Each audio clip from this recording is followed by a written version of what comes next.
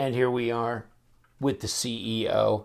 And I feel like I'm in good company since I'm the CEO of Love Them Knives.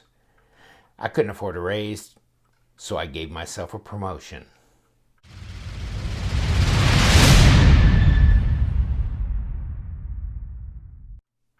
And welcome one and all, the CEO. Very slender knife.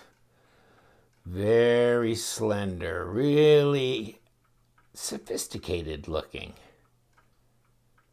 Richard Rogers, knife maker extraordinaire.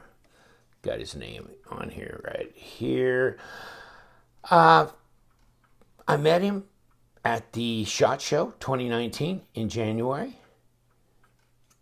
Ken Onion, I was talking to Ken Onion as well, and he says, you really need to watch that Richard Rogers. He makes a hell of a knife. And I guess they were going to have some banquet that knife, and he was going to be their featured guy at the banquet. So he says, I hope he makes more collaborative knives with CRKT, because it's good stuff, Maynard. The guy at the CRKT booth, it looks like it almost like an assisted opening, and that's what he says. He says when you kick that thing, it's like an assisted opening, but it's not. KBS bearings. If I can get my fingers out of the way. The problem is this knife is so slender that big old Mitts here is having a hard time getting itself out of the way of the blade to kick it open. Which, that can be an issue. You could, when you kick these open and you really don't have a lot of knife to hang on to, the whole thing can just go, flying out of your hands, fall on the floor.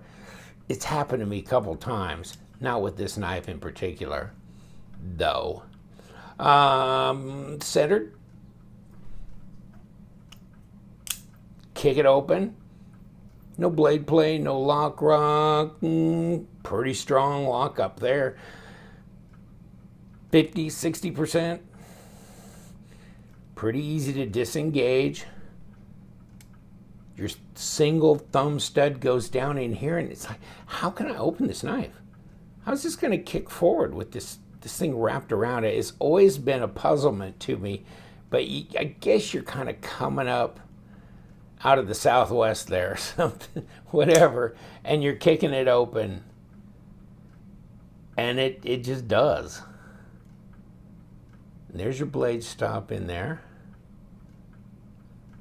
With that deep carry pocket clip, although it's a tip down carry, but this is one like a shirt pocket knife.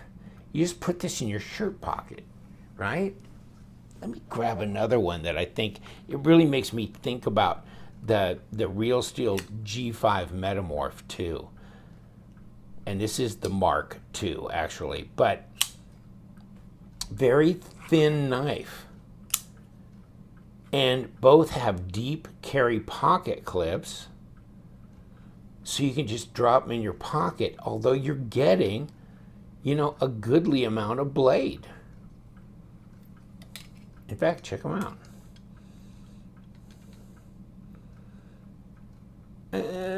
Butt to butt. Yeah, well, the Metamorph's bigger. Let me see what the size is on this sucker. It's not tiny, though. But it is light. It's over 3 inches. And it depends on where you're measuring. All the way to the bolster back down here is like 3 1/4. 3 1/8 up here. So 77, 78 millimeters, 7.5 inches overall, 19 centimeters. What do we got for blade stock here? Can I get enough of it? Can I get a hold of enough of it to tell you? Let me see if I can get in here. This is going to be fun. 2.2 millimeters. 0.089. What have I got overall? 10.7, 10.6, 0.41. And it's contoured.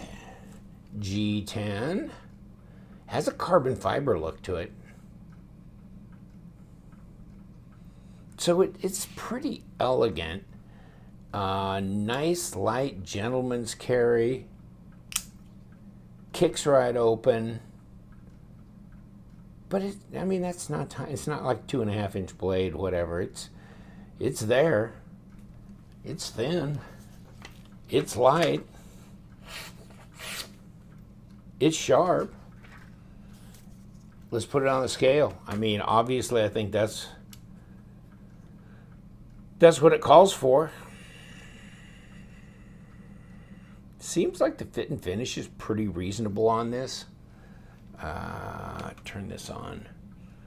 Was it a $39 knife? So it's not $55, $65, any of that. 2 ounces, basically. 2.1. 59.6. 59.6. Yeah, 2.1 ounces. Here you go. Got mine from White Mountain.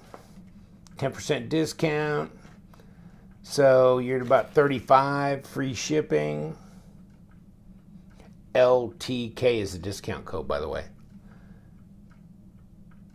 Here's the rest of it. It's 8CR13. Oh my God, a super steel. When did they start stepping up there? Okay, I'm done. I'm done. Making the jokes. But, well, at least you know, once it gets dull, you can sharpen it. Very nice.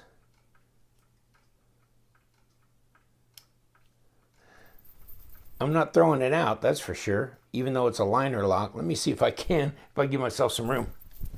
No, I cannot. So that's pretty decent. Appropriate detent. Obviously, it functions really well. Kicks right out. I like the design. I really do. Wonder what his custom knives are like. I went on and looked a couple of months ago. It seemed like he had some pretty cool stuff. Country guy, I believe he lives out.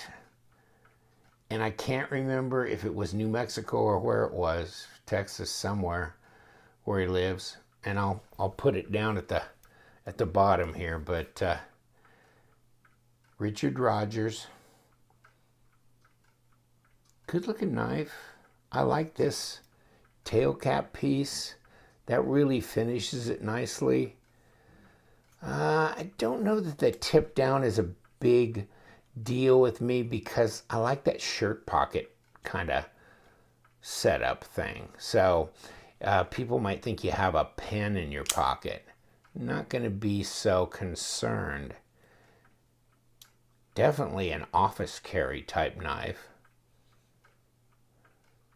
Open design, should be easy to clean. And obviously plenty light, and it looks like they skeletonized the scales to boot.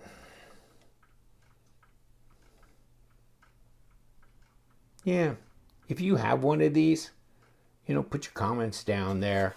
I know some people are going to go, nah, the steel's not right for me. I want something higher end. CRKT, they're making knives for a broad range of people, and I imagine that their market focus are people who want something more affordable, maybe in the $50 or $60 range and down.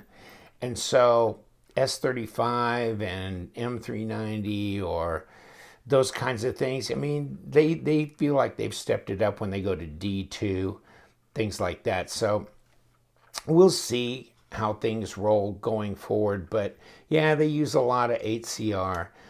They use a lot of AUS-8.